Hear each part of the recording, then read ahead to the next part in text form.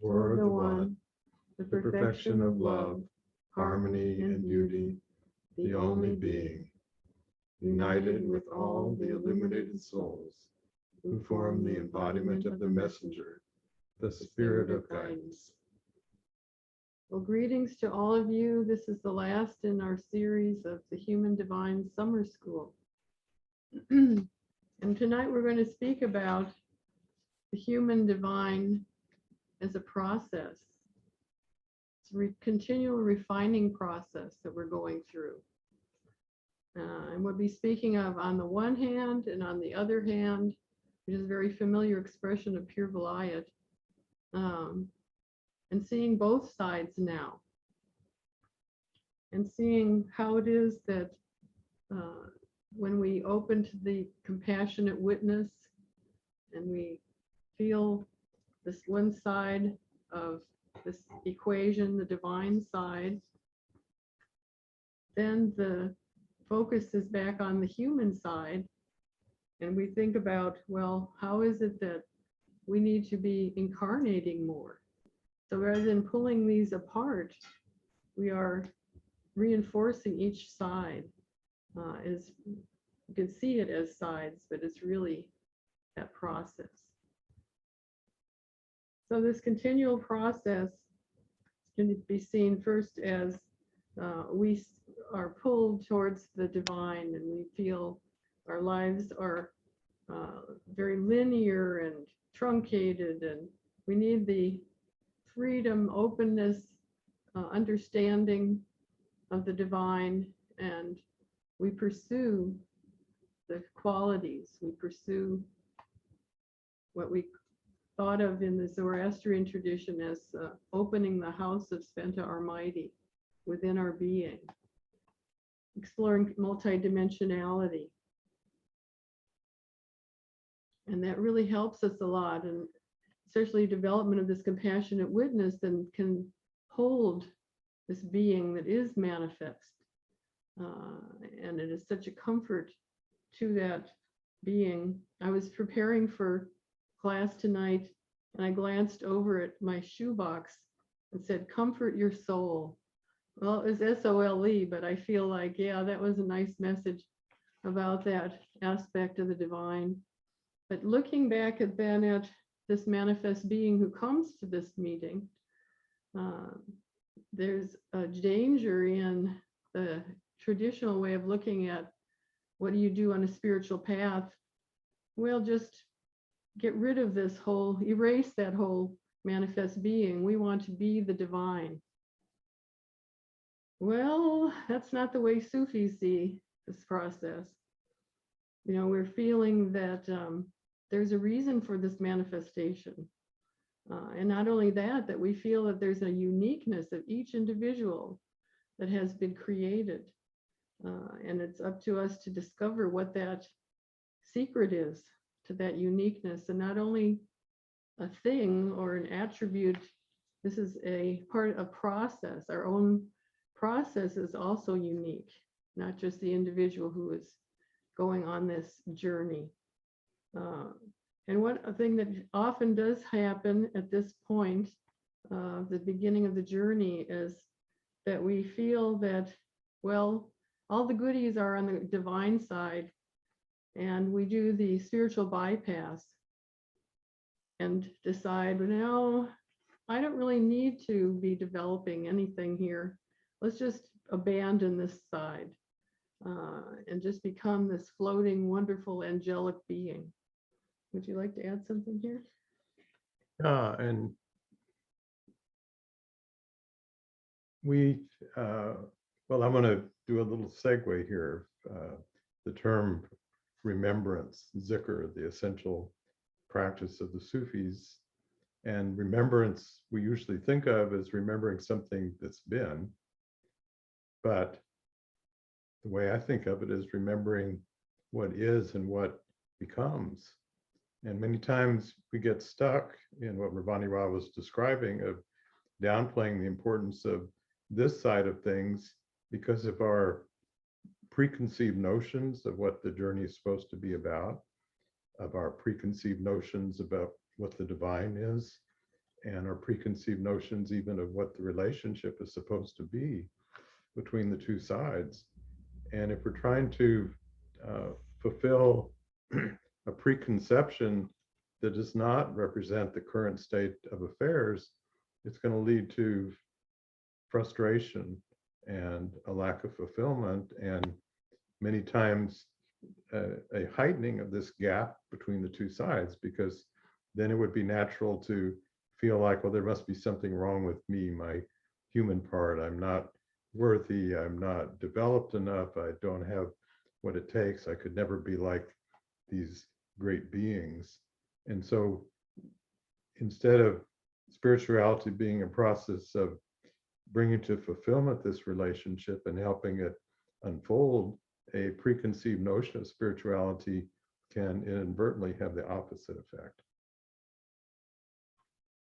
So one thing we can look back at, for those of us that have been together for almost a year, or more than a year for some of us, when we were studying the Zoroastrian tradition, in the way that Sventar Mighty challenged us and welcomed us as the sons and daughters of the divine.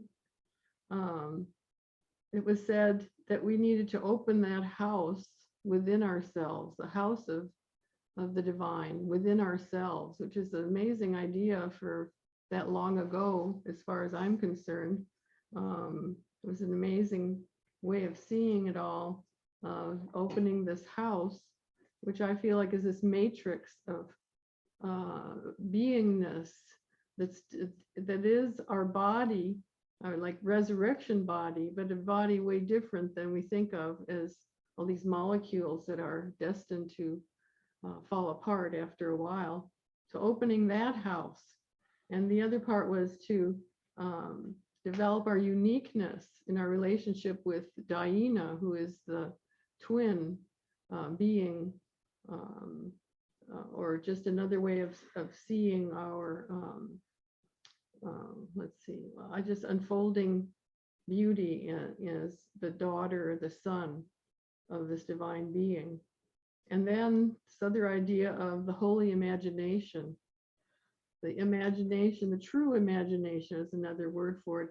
And we are using it all the time in our spiritual development, using that imagination in thinking, rethinking it all, instead of saying, oh yes, the way we have thought who we were, and now we have this transformation is the use of that imagination. It's not just cooking up ideas and little thoughts here and there, or even in beautiful ways, creating music or creating art. It is actually using our own imagination to reinvent ourselves.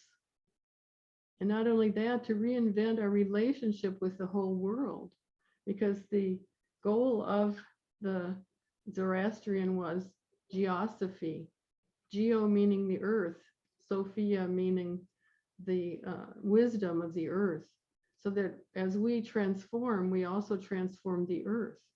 And hence that expression, may we be among those who are to, what is the rest of that? Bring about the transfiguration of the world. To bring about the transfiguration of the world. So it's in our own transformation, we actually transfigure that whole world. So here we go into this process that I was speaking about, of transformation, of incarnating on one side, and on the other side, enlivening, welcoming all of the qualities. I think of it, I saw something that reminded me of this string dropped into sugar water. We probably have, some of us have done this.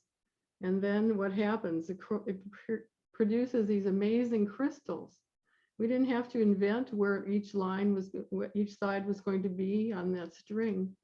But if we don't have the string to drop in the sugar water, there is no creation of all of these. I'm thinking of it as all the qualities, all these sides of this crystal. And in this process, it is a surprise, But at the same time, I'm thinking of the string as being that incarnate being. If we don't have that incarnate being, there is nothing created in this way. The new manifestation of all the qualities in our own unique way that is our own being can't happen unless we have a firm hold of who is this incarnate being. So how do we work with this? Well, psychologists work with this. There are different things that we've been working on in our personalities and trying to be better people. But the secrets of manifestation really are in looking clearly at what happens every day. I've been really trying to do this for all of you, as well as for my own understanding of what this human divine process is. And yeah, there's indicators. Sometimes it's our husband or wife that points out certain things, or else we see how we're acting towards them, or we see what happens to us as things happen in our world and we react in different kinds of ways. All this is wonderful raw material for our incarnation. But what do we often do? Well, I think I'll go meditate. This is just too harsh a world. I think I better just drop this personality. It's really not very helpful. And let's just go into the higher realms. Om, or feel the light. I mean, that is kind of a caricature, but often that's kind of how it is. For many years, we might have spent our time just escaping things that are very harsh and difficult to deal with. And I hope you remember what Azar-Bosch has told us about everything can be a portal. So these difficult things are important for us to take a look at. So as we work with that personality, as we become a kinder person, I mean, is really one of the ways to put it in a very short description, but also bringing through those things that are our own gifts, as well as dealing with the environment in a pleasing and helpful kind of way, and at the same time assertive kind of way.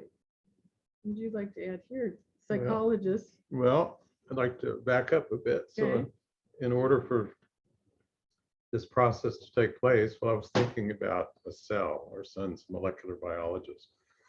Well, if you're going to have a cell, you need to have a nucleus. You need to have kind of a central organizing place, but you also need to have the membrane, which is permeable, that lets things in, it lets things out, but it also distinguishes that cell from everything else. Well, we don't literally have a membrane around us. We could think of our body that way, but we have to have something that grounds us in manifestation.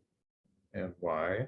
Well, for one, if we're going to be in this relationship with the divine, there has to be somebody home to have that relationship. But two, it isn't, and again, this is back to an old, I think, outdated notion of spirituality. It isn't about what we think of as this manifest part getting out of here and going back to where it came from and just going off into the transcendent realms of bliss. It's the fulfillment of the divine's purpose cannot happen without us being fully present in manifestation. So what does that mean? Well, you might think, well, we're present. Hopefully those of you that are participating live are paying attention to what we're saying, and hopefully those of you that may be watching this at another time are also paying attention. So on that level, you're being present. But one aim we've had throughout these many months of classes is helping us discover that there's so much more to us than just the part that we're normally aware of in physical existence, that we truly exist on many levels of reality all at once. And even though we may not be conscious of some of these other levels, we can become capable of experiencing ourselves as a being that spans all of these levels and what circulates between them.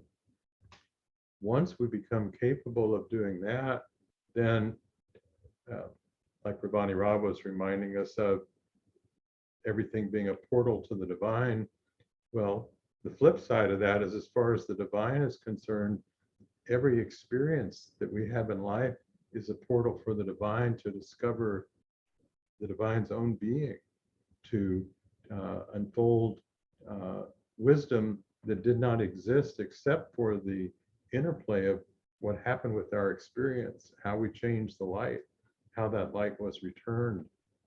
So, as Ravani Ra mentioned in this, it's some of this and it's some of that. It's this side and the other side. It takes a while for us to be able to experience both sides simultaneously and totally circulating with each other. And until we get to that point, we do what Pir Vilayat called toggling, here, there.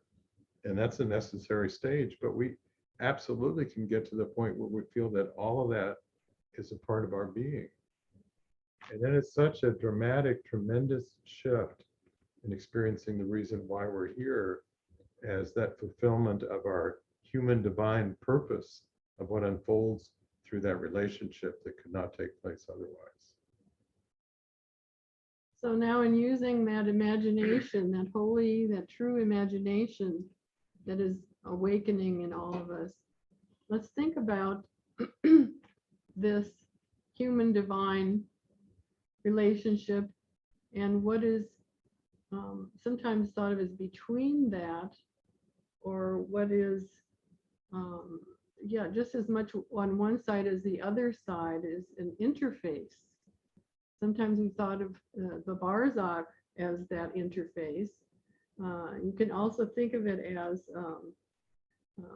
the surface that reflects the divine in the human. It begins to have, like Ajahn was saying now, instead of toggling, I'm one, I'm the other, all this and that there's kind of a merging happening. There's someone seen in the other side. There's living your life, experiencing what we call tawil or theophany, that God is around us. Somehow we feel God in the things that are in this manifestation. So now there is a reflective quality there that brings great joy, that brings great emergence of all the qualities now in that life that we are living, where now we are feeling both sides somehow. And I'd like to suggest that when we hide or when we try to escape those parts of our personalities that we aren't so proud about, or or wishing we weren't, then there's a gap in this reflective membrane. Imagine all these holes where now the divine cannot see what's going on, when we cannot feel all of what I was just saying, the theophanies, because we have this fractured and incomplete reflective being, which I would contest is our resurrection body. Anything to add to that? Well, I just had a thought. Probably all of you, with all the Zoom calls we've had during the course of the pandemic, occasionally get a message that says poor internet connection. Yeah. So the times that we don't feel this connection, we could say there's a poor human divine connection, not because there's anything wrong with the divine, and there's really nothing wrong with the human side. It's just that we have closed ourselves off from being able to experience what's already there. And we close ourselves off because of our frame of reference, our vantage point. So if our vantage point is creating this illusion of separateness, then we may have a concept of what's on the other side, what the divine side is about, but we'll never get there. It's like we're trying to look through a thick wall. Maybe it's transparent or whatever, but it seems like the divine is something far away from us, and it certainly doesn't seem like ourself. It seems like something other than ourself. And if you think about it, how can we ever realize something that's not ourself? You can't. So something I would often do in my psychology practice, because it's human nature when someone's been doing something that doesn't work, they'll try to do it twice as hard, the same thing. And so I would demonstrate the door to the room where I saw clients open by pulling inwards. So I'd say to them, now I want you to watch this. And I'd go over to the door and I'd say, well, let's pretend I've never been here before and I'm trying to open this door, and I would push. And I'd say, oh, maybe I just need to push harder. They'd kind of laugh at me like, I'm paying money to see this guy know how to open a door, but obviously it's not going to open if you push, you have to pull it. So you could say Fana is a process of willingly or not letting go of something that hasn't been working. So we can open to something where there's a space of much richer possibilities, and we can experience that connection that Ravani Ra is talking about, that interface. There always has to be a gap, but that gap can be very, very small between the two sides. If there was no gap, there could be no relationship. If the gap is too big, there's not really a relationship. There's a concept, but it's not a relationship. It's not living. So I can bring in another example, and this is an example from our own life. Well, every husband and wife has some times when things are not perfect. What? I didn't okay this with him before I decided to talk to you about it, but without going into any details, often, I would think of something and then, yes, I'd say something, or I wouldn't say anything. I'd think about it. And then I go, oh, look, here's another example of that. Oh, here's another example of that. Yes. And it's kind of proving itself, using this wonderful imagination I've developed. I can see all these other things that are examples of just what I was not wanting to see. But I found lately that I think we've gotten to a place where I can bring those things up to him. And it turns out it's a little tiny thing. And all these other things that I wrapped around it, thinking that, that's another, I'm just showing how this is a terrible thing. It wasn't anything very big anymore. Yeah. So we don't hold on to it. We're able to listen to the other one and then just release it. And I tell you, the interface is getting really nice. There's a very beautiful, we talk about a gap, but those are not the holes that I was talking about. Well, I got to share another tidbit from when I was in practice as a psychologist. The story I would tell quite a sizable percentage of my clients. I'd say this guy named Bill lived out in the country and he wanted to borrow a hammer from his neighbor, Joe, and it was about a mile away. So he starts to walk and he starts to thinking, well, what if Joe's not home? Well, what if he is home, but he can't find his hammer? What if he can find his hammer, but he won't lend it to me? He finally gets there, knocks on the door, Joe answers, and Bill says, you can keep your damn hammer. So we build up this whole construct in our mind, and that's a silly example, but we're constantly doing this. We are beings that like for there to be consistency and meaningfulness, and as Ravani Ra was alluding to, we like to find things that back up our story. We've talked about the allegory of the soul, which is an unfolding story, but then there's the allegory of the state of limitation that reinforces further limitation, and we find justifications for the reason why things are not good. But certainly doesn't have anything to do with us.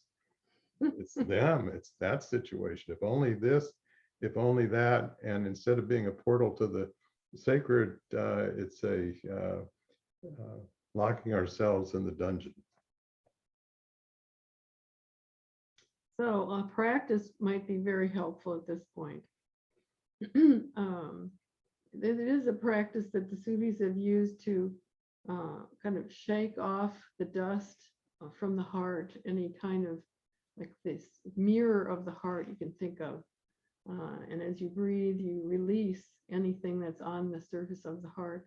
We're going to do it a little bit differently in using the practice Yahuk, that's H-A-Q-Q, which means the truth. As you have heard, the truth shall set you free. The truth I'm seeing in this case is the truth of looking at ourselves. as that compassionate witness, but not just pretending, not just saying, oh, this is me, but this was not really me, but in a compassionate way, holding that being that we are so close to. We watch all these activities of this being.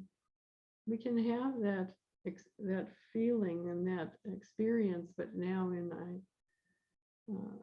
in a true way, knowing this being is trying. This being has learned so much and is so wise in so many ways. Here's just this little knot that's going to be untied very soon.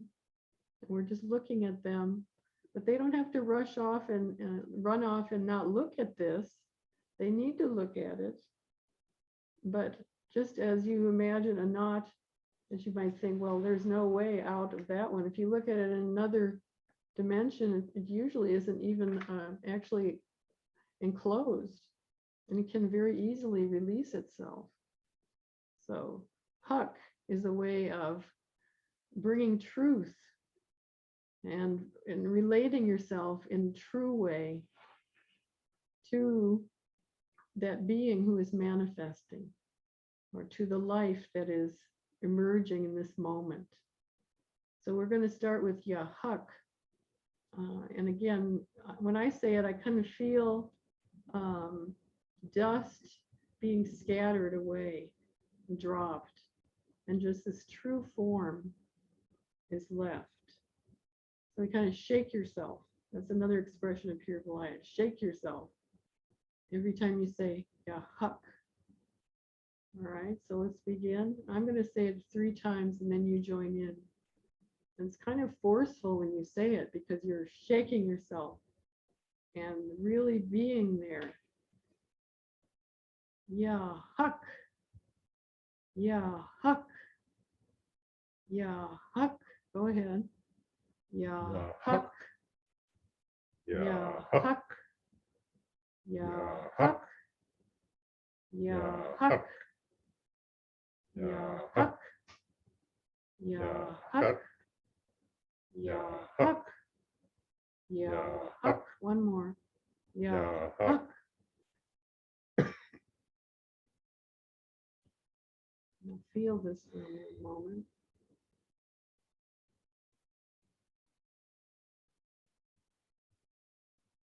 You feel fresh surfaces. You feel freshness and aliveness. Being alive.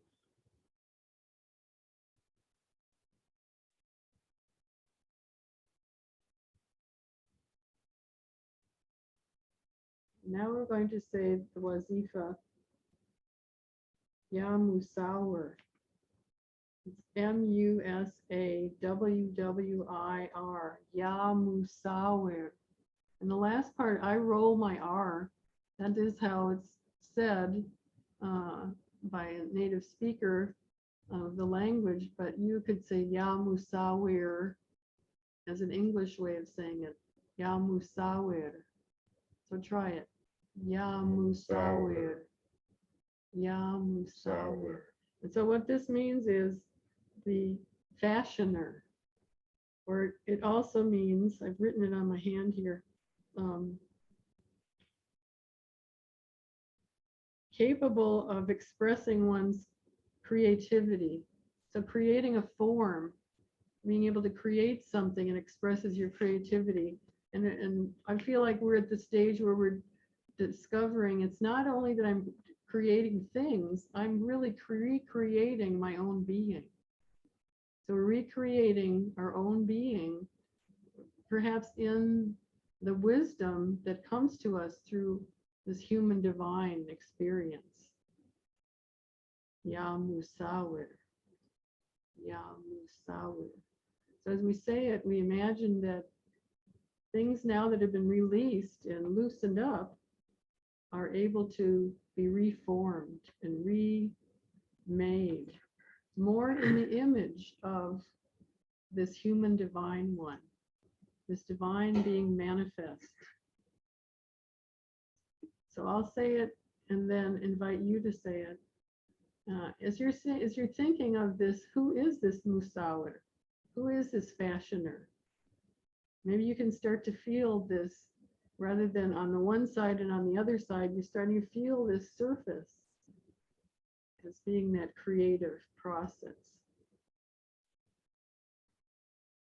Ya Musawir. Ya Musawir. Ya Musawir. Now join me, please. Ya Musawir. Ya Musawir. Ya Musawir. Ya Musawir. Ya Musawir. Ya Musawir. Ya Musawir. Ya Musawir. Ya Musawir. Ya Musawir. One more. Ya Musawir. Now we'll do it silently. In this case, we're going to be inhaling, thinking, huk. So it's like breaking everything up, fana in a way, finding the essence.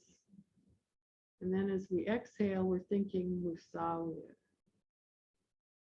So inhale, thinking huk. Exhale, thinking musawir. Go ahead and begin.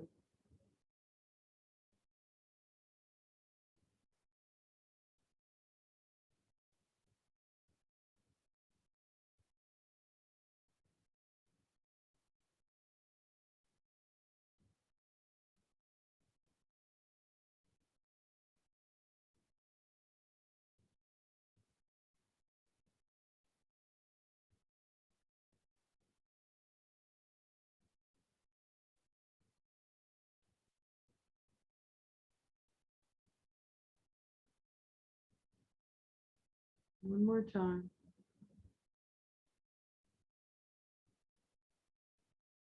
Now just dwell in this experience. Make sure you have that respect of that form at the beginning also, that you are using that compassionate witness that's watching how it's forming.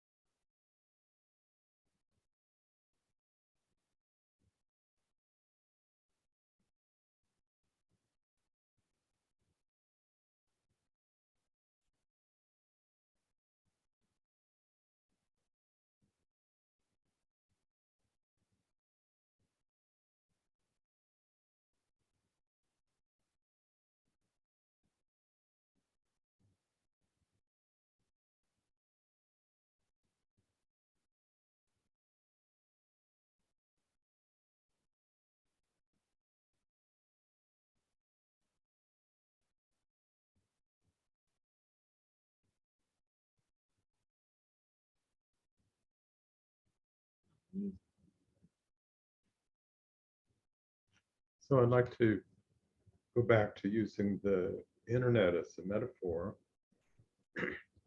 And if your browser doesn't automatically do what's called auto refresh, which means every so often it'll see if the page that you're on has changed, and if so, it'll update it.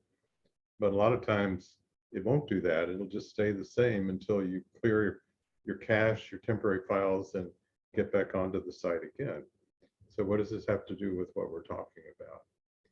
Well, on the internet and just ordinary browsing, if the page isn't updated, you'll never know if anything has changed or not. You'll be basically relying on yesterday's news, so to speak.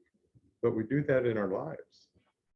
We have, as I was mentioning earlier, preconceptions about what we think of as the divine or God, even preconceptions about what we think of as ourself, who we are, and we usually identify with the state of limitation of ourself, just our physical body, our thoughts, our personality, our emotions, stopping at our skin and being separated from what we're experiencing.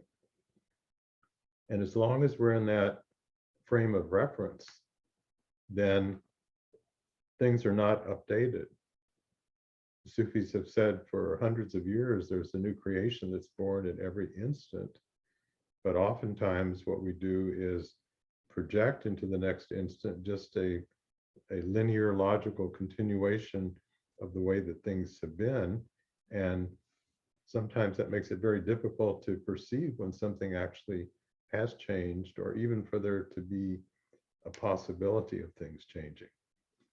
So I believe that many people, and perhaps most, have a preconceived notion about what they think of, and you can call it different things, what they think of as God, what they think of as the divine, what they think of as the transcendent, a notion of what that is.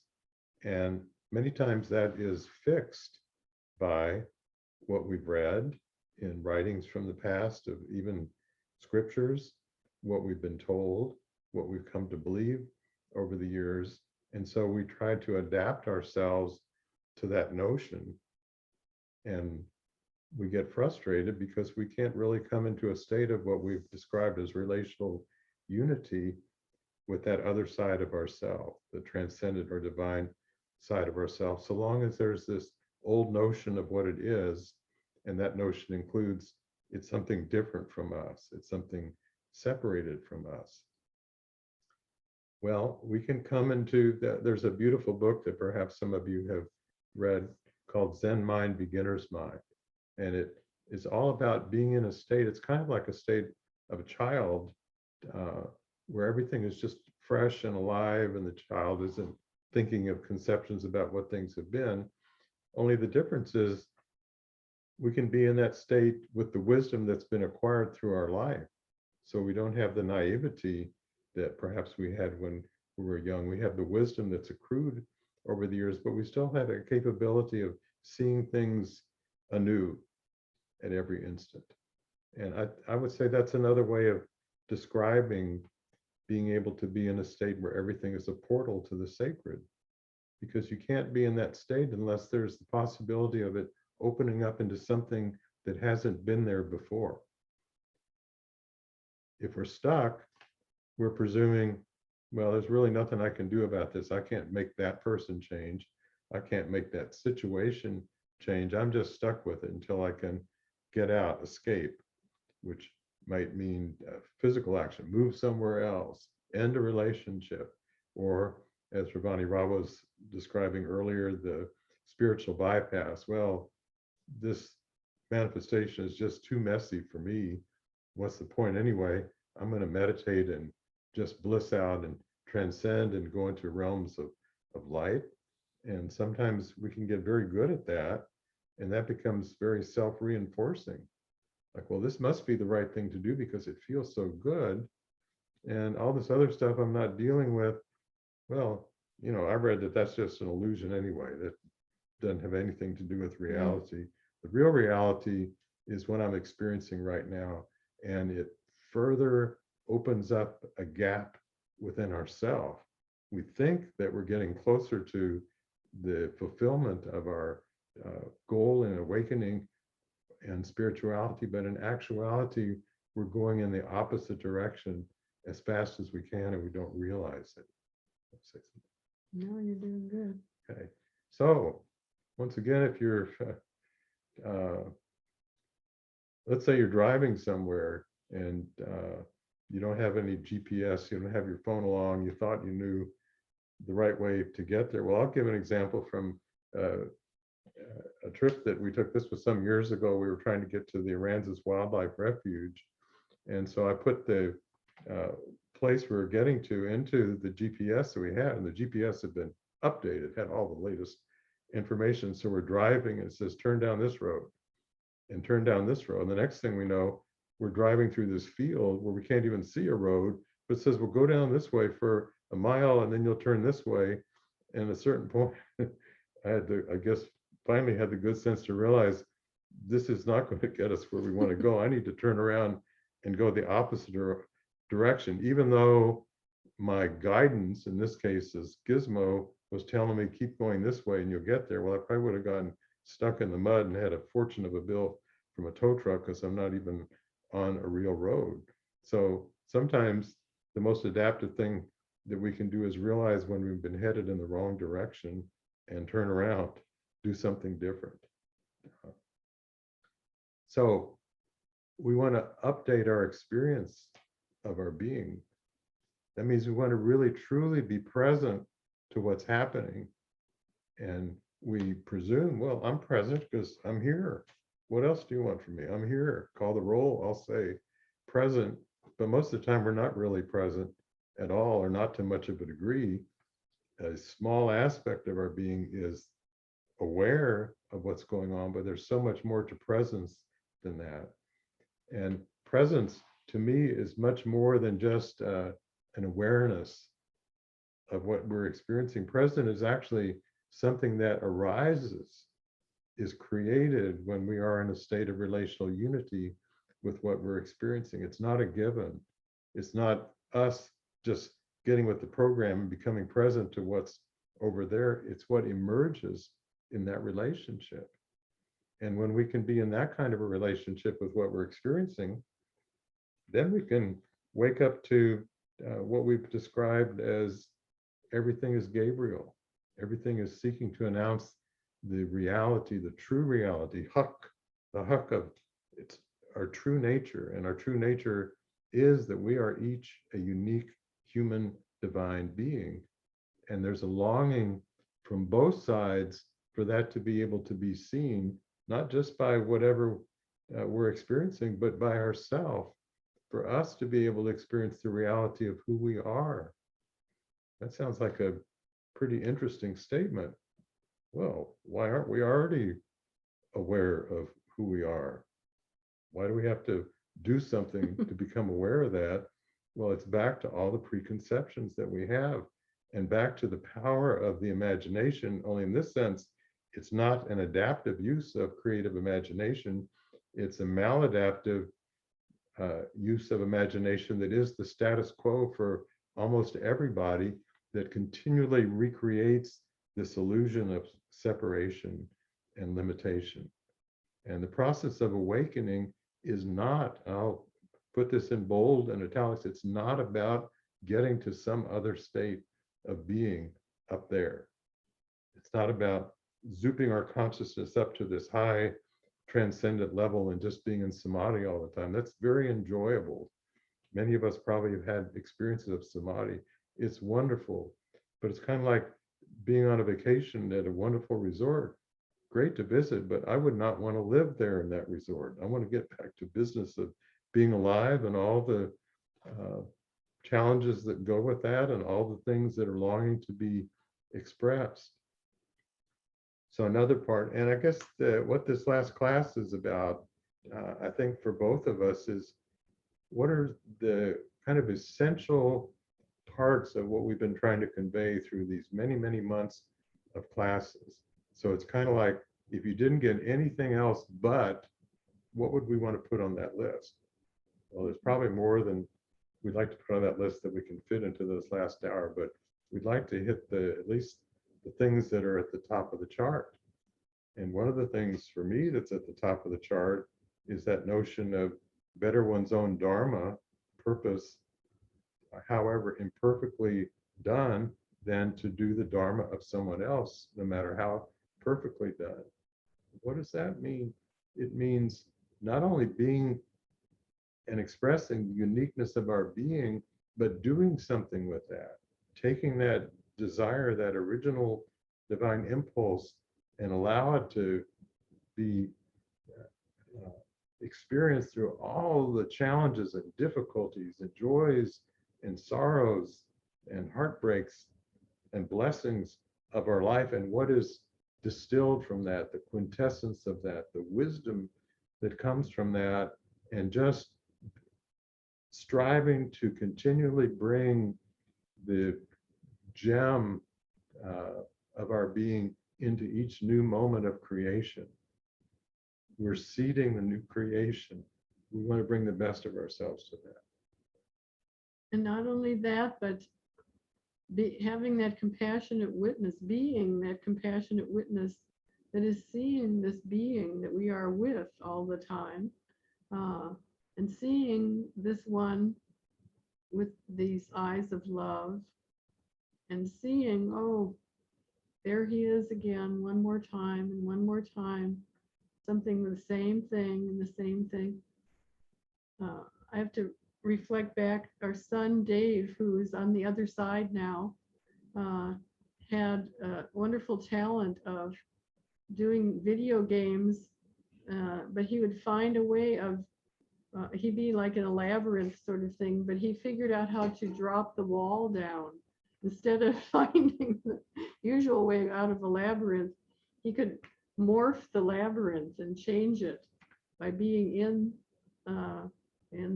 the thick of things and changing the rules. So in some kind of way, as we are the compassionate witness, witnessing this incarnate being going through all these difficulties, it's kind of like being in the maze, right? So, but just in relationship with us as that compassionate witness, really is the divine manifesting as the partnering here. See what I'm doing with my hands? It's like, well, seeing it from another perspective. If it's a multidimensional problem, you don't only just go around this way and this way, you can go inside out and look at it. And you go, oh, there wasn't a knot there in the first place. Remember I said this before? It's not a knot. There's an open place right here. And actually there wasn't a problem there. It's just another way of seeing things. So another way of talking about that portal through our son Dave on the other side is that you can find that magical way, and how? Only by this relationship, multidimensional, unique relationship, and looking at your own life. It's like Azurbash was saying, the amazing thing about you and your uniqueness is that you have all these unusual quirks and foibles and difficulties and everything. And who is it that is going to find the secret to that? It's going to be you.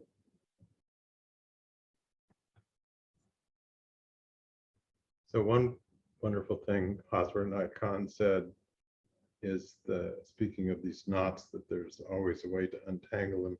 He said that there's no desire that's not ultimately fulfilled, either in this life or beyond. I would add to that, there's no question for which there's not an answer.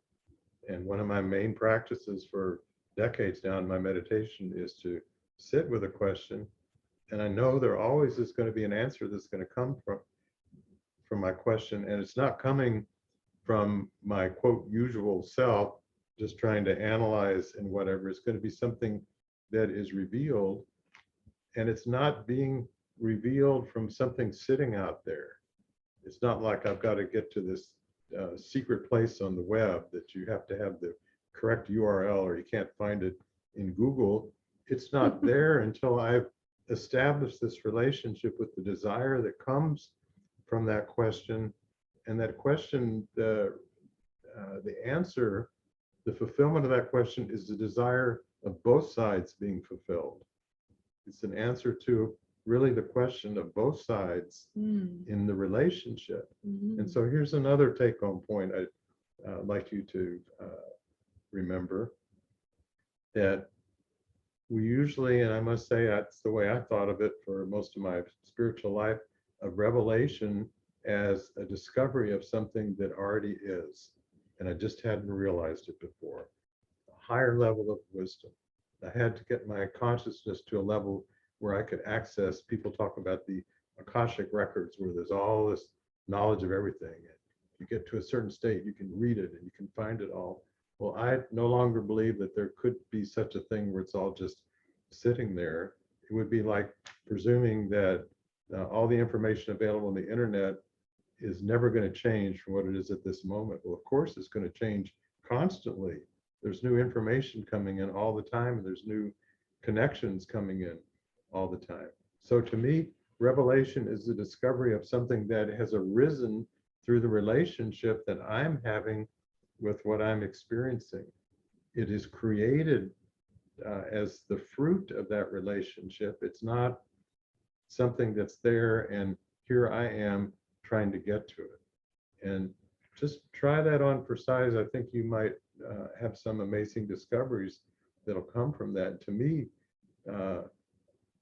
It's one of the most gratifying things that I can think of because it implies there's no end to the possibilities of discovery. There's no end to the possibilities of what we can discover on our human side, that finite part of that inverted cone that Pierre Vilayet talks about. But there's also no end to what the divine is going to discover on the divine side. So again, one of these preconceived notions that's been stuck in the consciousness of humanity for hundreds of years is God is this omniscient being that is unaffected and unchanging, and is either involved or not involved in existence, but certainly has all the wisdom that ever could be. And to me, that's not a living God, and that's not the God of the way I think that the Sufis think about that, what it means for the divine awakening in life. It's not just us awakening our divinity in life, it's the divine awakening to him herself through the being that comes to life, the human divine being that is birthed through this whole process. That is what awakening is. It's the birth product of this relationship that continually is born into the new creation that happens at every instant. So why do we do it? One more thing though. Okay. So tying this back to what I said about Zoroastrian tradition, he's talking about geosophy too, that it is the wisdom of the earth we're speaking about. And it's not just this one little problem that you have that you're solving. It is the problem of the entire universe. This is something that God is going through, that the realization is the realization with a capital R that is going on through you. I'm just about in tears about this, that we are really speaking about this. And it is in our own hands, but these are not physical hands. We're speaking about the incarnation of the divine in all of these forms, and the lives that we are pursuing and echoing and reinforcing in each other. That is the fruit, as Azurbash is beautifully saying, of this creation. So Pierre Vilayet would always talk about, and I love this, he would always talk about what our next step is. So when I'd go for guidance with him, he would tell me what he could see as my next step. He would point me in a certain direction, but he would never say, well, here's what you're going to find here and there. It was just a kind of a guidance into a certain direction. So from our human side, we think about, well, what's our next step on our path of awakening? But try this one on for size. At the same time, we're looking at what our next step is. That next step is also what we think of as God, our personal Lord's next step. It's the next step of our human divine being emerging into the possibilities of the new creation. And here's where it's so important that there be somebody home on this side of things, that when we have a desire, when we have a vision, we talked about the allegory of the soul, kind of the story of our soul to date, but it's important that we have a vision of a direction of where we would like to go as human divine beings. And I just had this image that came today. It's like if someone was going to climb a mountain, steep cliff, they'd have to throw something up there that could hook into the mountain, get a foothold, so to speak, into the mountain that they could use to get up to the next level. So this is kind of like casting out a hold into a certain direction of unfoldment of the space of new possibilities of our, what we've been calling our resurrection body. Where does our resurrection body want to go? What's the next step? And it's not predetermined. It's not like, well, here's the directions, here's where you're supposed to go. No, you've got to pick. You choose something. So the Dharma, we have a Dharma that we fulfill in this realm of manifestation, but we have a Dharma that we fulfill as awakened human divine beings in the direction of unfoldment of our soul. And what is that? Like Ravani Rao was talking about with the practice of Musawwir, that fashioning of light. So how do we want to participate in the process of the fashioning of light that comes forth into the new creation that requires both sides together to take place? The divine side can't do it on its end solely. What we think of as a human side can't do it on our end solely. It can only take place in this relationship. So let's just do a brief meditation as we get towards the end of this last Human Divine Summer School class. So close your eyes. And without trying to prefigure anything, realize that you are beings whose nature, whose absolute nature is freedom.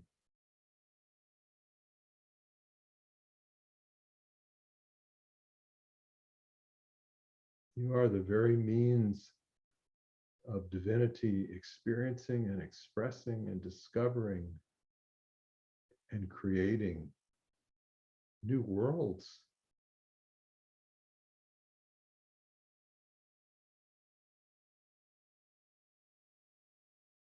New ways of, if your palette, if you're a painter, in this case, your palette is all the divine qualities, all the ways that you can fine tune those qualities and express with them, bring something new from them,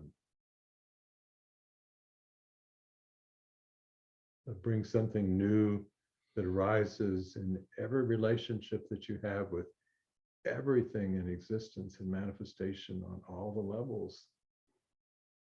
What happens when Gabriel meets Gabriel? What happens when that light upon a light organizes into something even beyond whatever has been before? Every quality becomes more of what it was before.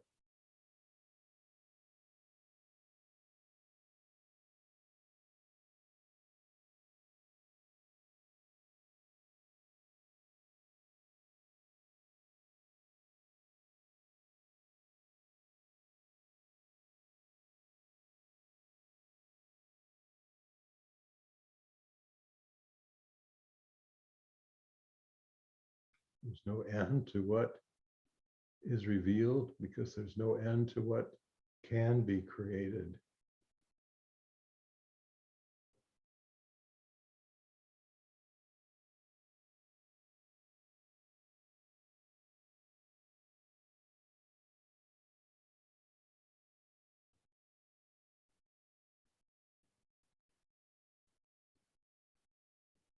That transfiguration of the earth that the Zoroastrians talk about, that vow that the teenagers take, that they're working for the transfiguration of the earth.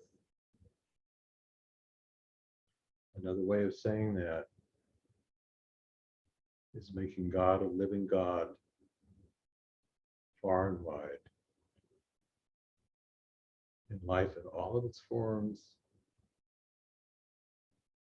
all of its realms. And just feel the resonating blessings from all of creation.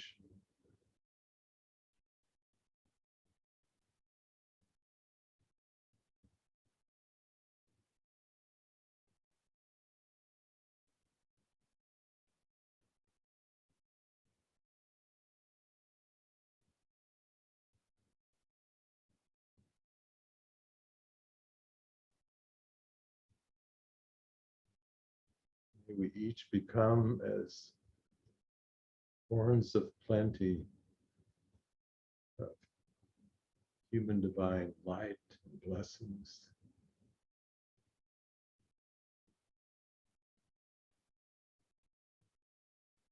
Wisdom, compassion, joy, peace, love.